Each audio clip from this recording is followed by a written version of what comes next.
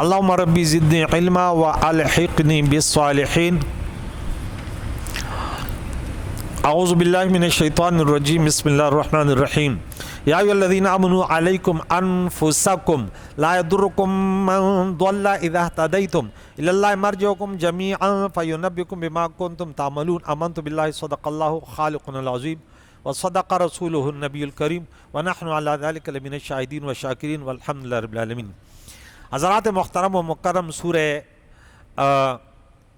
مائدہ کی آیت نمبر 105 کا درس سنیں گے کہ رب اللہ کریم اس میں فرماتا ہے کہ ایمان والو اپنی جانوں کی فکر کرو، تم اپنی فکر کرو، اپنے آپ کو صحیح رکھو تو لا یضرکم من ضل اذا اهتدیتم، بشرط اگر تم ہدایت پر ہو تو گمراہ تمہیں تکلیف نہیں دیں گے، وہ تمہیں تکلیف. وہ ہم نے سورہ نساء اور سورہ عمران میں بھی پڑھا تھا، آل عمران میں 119 یا 120 نمبر کے وَإِن تَصْبِرُوا وَتَتَّقُوا لَا يَضُرُّكُمْ كَيْدُهُمْ شَيْئًا. ٹھیک ہے کہ اگر تم صحیح رہو گے تو وہاں بھی ہم نے پڑھا سورہ یہ بھی نیٹ پر موجود ہے، سورہ فاطر آیت نمبر 43 میں کہ وَلَا يَحِقُّ الْمَكْرُ السَّيِّئُ إِلَّا بِأَهْلِهِ. تم صحیح ہو تو تمہارے خلاف کوئی کچھ بھی کرے تمہیں تکلیف نہیں ہوگی، تم مطمئن رہو، اللہ تیری حفاظت کرے گا. تو یہاں فرمایا کہ اگر تم ہدایت پر ہو تو گمراہ لوگ تمہیں تکلیف نہیں دے پائیں گے. اللہ کی طرف تمہیں پلٹنا ہے سب نے، وہ تمہیں بتا دے گا جو تم کرتے تھے، تمہیں جزا اور سزا دے گا. اس سے پہلے آیت میں اللہ تعالیٰ نے فرمایا تھا کہ جب مشرکین کو اللہ تعالیٰ کے دین کی طرف بلایا جاتا ہے تو وہ کہتے ہیں کہ ہماری وہ طریقہ کافی ہے جس پر ہم نے ما وجدنا علیہ آباءنا، اگر جن کے باپ دادا وہ کچھ بھی نہیں جانتے تھے، عقل سے عاری تھے، ہدایت یافتہ نہیں تھے. تو ان جاہلوں گمراہوں کو اسلام کی طرف بلانے کے مسلمان نے پوری کوشش کی، اللہ کے عذاب سے ڈرایا اور اخروی انعامات کی ترغیب دی. اس کے باوجود جب ان جاہلوں نے اپنی جہالت اور گمراہی پر اصرار کیا، جیسے سورہ نوح میں ہے کہ اے میرے رب میں نے ان لوگوں کو رات دن بلایا لیکن انہوں نے کیا کہا، میری بات نہیں سنی، لیکن اپنے گناہ پہ وَأَصَرُّوا وَاسْتَكْبَرُوا اسْتِكْبَارًا، اس گناہ پر اڑے رہے، ڈٹے رہے، بہت بڑا تکبر کیا. تو صحابہ کو بھی دکھ ہوتا تھا کہ پیارے آقا دو جان کس انداز سے اخلاص سے تبلیغ کر رہے اور یہ اپنے جہالت پر ڈٹے ہوئے ہیں. تو اللہ تعالیٰ نے فرمایا اے مسلمانوں تم ان کی جہالت اور گمراہی کی پرواہ نہ کرو اور ان کی وجہ سے پریشان نہ ہو، بلکہ تم اللہ کے احکام کی اطاعت کرتے رہو اور جن کاموں سے اس نے منع کیا ہے ان سے اجتناب کرتے رہو. اس لیے اس آیت میں فرمایا اے ایمان والو تم اپنی فکر کرو، جب تم ہدایت پر ہو تو کسی کی گمراہی سے تمہیں کوئی ضرر نہیں ہوگا. اب دیکھیں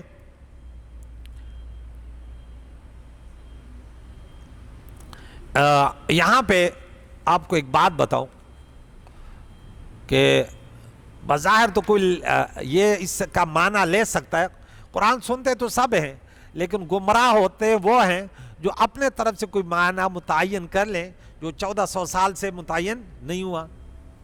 جیسے منیر شاکر نے بولا کہ وہ نمل جو تھے نا وہ ایک آدمی تھا، ٹھیک ہے، لیکن 1400 سال میں کسی مفسر نے یہ نہیں لکھا کہ سلیمان علیہ السلام ایک شخص نمل نامی شخص کے شہر میں آیا تو اس شخص نے کہا بہت بڑے لوگ آئے تم اپنے اپنے گھروں میں چلے جاؤ.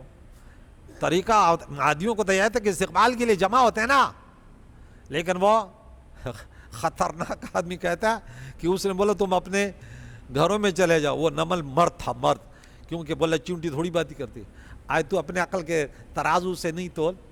تو بہرحال ایسے تفسیر کے کوئی کہتے کہ میں کرتا ہوں تو میں کے چکروں میں نہیں آنا، بولا حوالہ دینا ہوگا. سمجھ آئے؟ صحابہ نے اگر قرآن آگے پہنچا تو پہلے رسول اللہ سے سنا، کیونکہ حضور علیہ السلام دنیا میں آئے وَيُعَلِّمُهُمُ الْكِتَابِ، یہ قرآن حضور نے ابراہیم خلا نے دعا کی یا اللہ ان میں نبی مبعوث کر جو تیری کتاب کو انہیں سکھائے لتبین للناس ما نزل الیہم. تو ورنہ وہ تو عرب تھے نا, وہ تو ان مولیوں سے زیادہ فصیح اور بلیغ تھے, تو جب ان کے ضرورت تھی تو ہم کون ہوتے ہیں؟ آج کوئی مولوی کہتے ہیں نہیں میں تو لغت سے بتا سکتا ہوں, لغت سے نہیں چلے گا, یہ قرآن پاک ہے. ہاں جو حضور نے بتایا, جو حدیث میں ہے, جو صحابہ نے عمل کیا, جو تابعین مجتہدین کرام نے, اس کے اس میں تو اچھا یہاں پہ عبداللہ بن عباس اس میں بیان کرتے ہیں کہ نبی اکرم صلی اللہ علیہ وسلم اہل کتاب سے جزیہ قبول کر لیتے اور عرب مشرکین سے جزیہ قبول نہیں کرتے تھے. ان کے لیے صرف دو راستے تھے. کس کے لیے؟ مشرکین کے لیے, یا اسلام قبول کر لیں یا پھر جنگ کے لیے تیار رہنے. تب منافقین نے مسلمانوں کو ملامت کی کہ تم بعض کفار سے جزیہ قبول کرتے ہو اور بعض سے قبول نہیں کرتے. بھائی اہل کتاب بھی تو مشرک ہیں, ان کا جزیہ قبول کر لیتے ہو, ان کو اپنے حالت پہ چھوڑ لیتے ہو, مشرکوں کو نہیں چھوڑتے, ان کو کہتے ہو نہیں یا اسلام قبول کرو یا جنگ کے لیے تیار ہو. تو اللہ تعالیٰ نے یہ آیت نازل فرمائی جس کا خلاصہ ہے کہ جب تم ہدایت پر ہو تو ان کی ملامت کی پرواہ نہ کرو, یہ کچھ بھی کہیں, تم اپنے دین پہ چلتے رہو. مسلمانوں کو اس سے بہت سخت تکلیف ہوتی تھی کہ نبی اکرم صلی اللہ علیہ وسلم کی بسیار تبلیغ, اس قدر معجزات کے مشاہدہ اور آپ کے اتنی کوششوں کے باوجود یہ کفر کو نہیں چھوڑتے اور اپنی گمراہی پر ڈٹے ہوئے ہیں. تو اللہ تعالیٰ نے ان کی تسلی کے لیے یہ آیت نازل فرمائی جس کا معنی ہے کہ تم ان کو مسلمان کرنے کے مکلف نہیں ہو, تم صرف اپنی فکر کرو. جب تم ہدایت پر ہو تو ان کی جہالت اور گمراہی تمہیں کوئی ضرر نہیں پہنچائے گی. تفسیر کبیر میں یہ ہے. اب یہاں ایک اعتراض یہ ہے کہ پھر ہم ہدایت پر رہیں تو امر بالمعروف نہی عن المنکر چھوڑیں. بھئی کوئی برائی کرے تو چھوڑے نا, اس کی گمراہی مجھے تکلیف نہیں دے گی. تو یہاں پہ کہتا ہے کہ تم اپنی فکر کرو کا معنی یہ کہ تم اپنے آپ کو گناہوں کے ارتکاب سے اور اللہ تعالیٰ کی نافرمانی کرنے سے بچاؤ, محفوظ رکھو اور اپنی آخرت اور عاقبت سنوارنے کی فکر کرو. اس حال سے بظاہر معلوم ہوتا ہے کہ اگر لوگ برے کام کر رہے ہیں تو کرنے دو, تم صرف اپنی فکر کرو. مڑو اس بستا پا قبر کوئی تو زما پا قبر کے سمجھ لیسا اور اس کو پل قبر کے کہتے ہر کوئی اپنے قبر میں سوئے گا. تو یہ غلط طریقہ ہے نا, ہم تو سب ایک قبر میں سوئیں گے نا. بھائی اس کا یہ معنی نہیں ہے کہ ہم اپنے قبر میں سوئیں گے, نہیں مجھے میرا عذاب ہوگا تجھے تیرا, نہیں. ایک دوسرے کا عذاب بھی, ہمارے ایک دوسرے کو جو حقوق اگر پورے نہیں کریں گے تو تیری وجہ سے میرا عذاب, مجھے قبر میں عذاب ہوگا نا, اور میری وجہ سے تجھے بھی ہوگا. تو صرف اپنے نفس کی اصلاح کافی ہے. کہتے ہیں حالانکہ یہ معنی قرآن مجید اور حدیث کے روز کی دوسری نصوص کے خلاف ہے. اس میں تو یہ ہے لیکن اس کا معنی یہ نہیں ہے. یہ جو معنی ہم نے بتایا اس کا معنی یہ ہے. تو اس کا جواب یہ ہے, یہ جوابات سنیں کہ اگر کوئی شخص دوسروں کو نیکی کا حکم نہیں دیتا اور برائی سے نہیں روکتا تو وہ عذاب کا مستحق ہوگا, کیونکہ امر بالمعروف اور نہی عن المنکر واجب ہے. اور اس لیے تم اپنی فکر کرو کا معنی یہ ہے کہ تم اپنی اصلاح کرو اور عمل بالمعروف اور نہی عن المنکر کرتے رہو. اس کے باوجود اگر کوئی لوگ برے کاموں سے باز نہ آئے تو فکر نہ کرو. جب تم ہدایت پر ہو, نیکی کرنے والے ہو, امر بالمعروف نہی عن المنکر کرنے والے ہو, اب تمہیں تکلیف نہیں ہوگی. وہ تو تم ہدایت پر ہونے کا ایک حصہ ہے. ایک انسان کہتے تو اپنے پیپر پاس کر لے, دوسروں کی فکر نہ کر, اور تو اس میں اپنا ایک مضمون چھوڑ دے, اسلامیات کا مضمون چھوڑ دے, تو پاس ہو جاؤ گے. تو بھائی تو امر بالمعروف نہی عن المنکر ایک مضمون ہے نا ہمارا,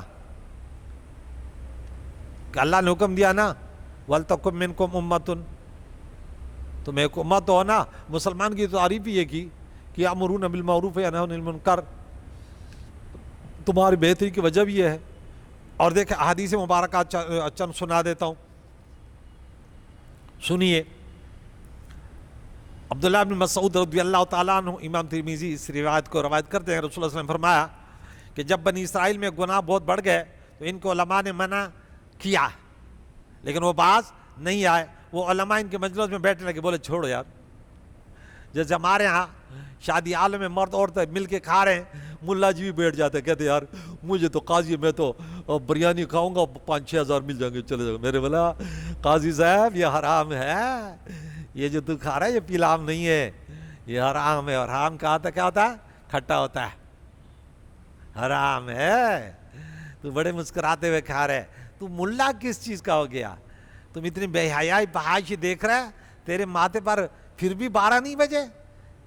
مولی جی اگر تیرا اپنا ذاتی نقصان یہ ہوتا نا کہ چلو تو اندر آیا، تمہاری باہر سے گاڑی چلی، تیرا کھانا یہاں پہ پھنس جاتا۔ ہاں، اور تم رسول اللہ کے دین ولیمہ جیسے سنت لوگوں نے بدعات میں گڑبڑ کر دیا، تو جو ہے نا آرام سے، نہ تمہارے ماتھے پر کبھی 12 بجے، نہ کبھی جلالی غصے کی تقریر ہوئی۔ ہاں، تقریریں تو بہت سے نہیں کہتے سبحان اللہ، لیکن یہ تقریر نہیں ہوئی کہ آرے مل کر بولو ایسوں کا کھانا حرام، ایسے شادی حالوں میں جانا حرام، یہ طریقے یہودیوں کے اور ہندوؤں کے، انشاءاللہ ان سے کیا اعلان کریں گے؟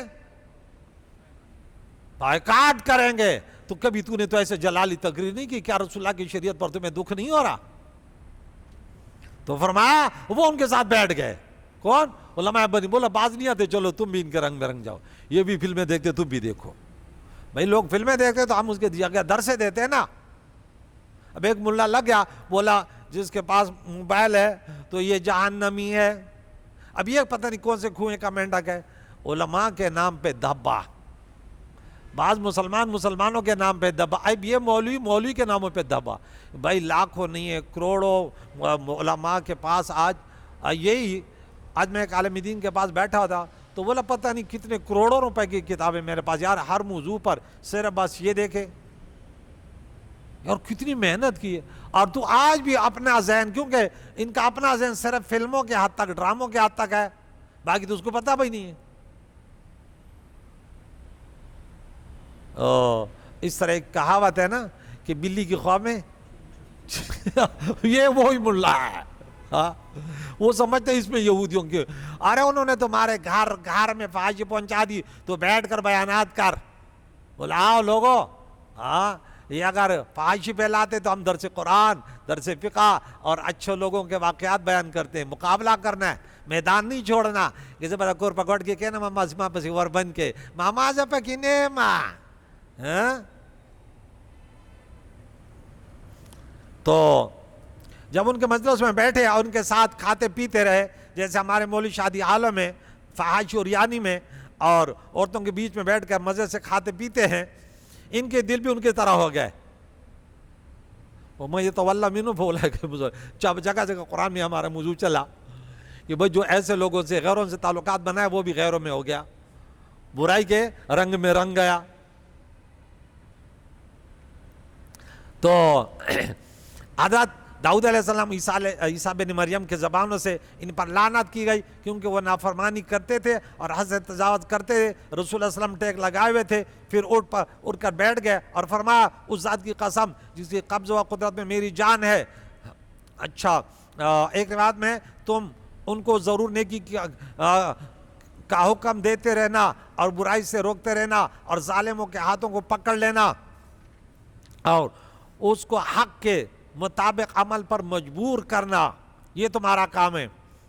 ایک اور حدیث سنا دوں، حضرت ابو بکر رضی اللہ تعالیٰ نے اللہ تعالیٰ کی حمد ثنا کر کے بعد میں فرمایا اے لوگو تم آیت تلاوت کرتے ہو، یہ آیت تلاوت کرتے ہو، اے ایمان والو تم اپنی فکر کرو، جب تم ہدایت پر ہو تو کسی کی گمراہی سے تمہیں کوئی ضرر نہیں ہوگا، اور تم اس آیت سے غلط مطلب نکالتے ہو، اور ہم نے جیسے اب ہم نے موضوع کیا کہ وما اہل لغیر اللہ سے،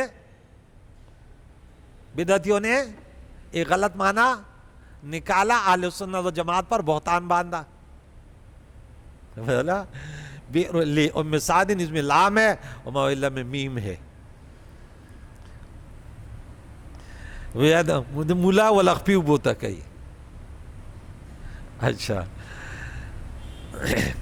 تم غلط مطلب نکالتے ہو، اور ہم نے پیارے آقا دو جان کو فرماتے ہوئے سنا ہے جب لوگ ظالم کو دیکھیں اور ان کے ہاتھوں کو نہ پکڑیں تو اللہ ان سب پر عذاب لے آئے گا۔ اور ہیشم کی روایت میں ہے جس کسی قوم میں گناہوں پر عمل کیا جاتا ہے اور ان کے گناہوں کو مٹانے پر قادر ہو پھر نہ مٹائے تو ان قریب اللہ ان سب پر عذاب لائے گا، اللہ ان سب کو عذاب میں مبتلا کر دے گا۔ تو یہ آیت آج ہم نے پڑھی، انشاءاللہ کل سے ایک واقعہ ہے اور تھوڑا مشکل ترجمہ ہے، یا ایھا الذین آمنوا شہادۃ بینکم، ٹھیک ہے، اس کو کل پھر اپنا موضوع اس سخن بنائیں گے۔ اللہ تعالیٰ ہم سب کو قرآن پاک سننے، اس کے بعد عمل کرنے، پھر دوسروں تک اچھے انداز سے پہنچانے کی توفیق عطا فرمائے۔ یا اللہ حاضرین و سامعین کو یا اللہ اجر عظیم عطا فرمائے، ان کی پریشانی کو دور فرما۔ یا اللہ گناہوں سے بچنے کی طاقت اور اعمال صالحہ کی توفیق عطا فرما۔ صلی اللہ محمد و صحبہ اجمعین۔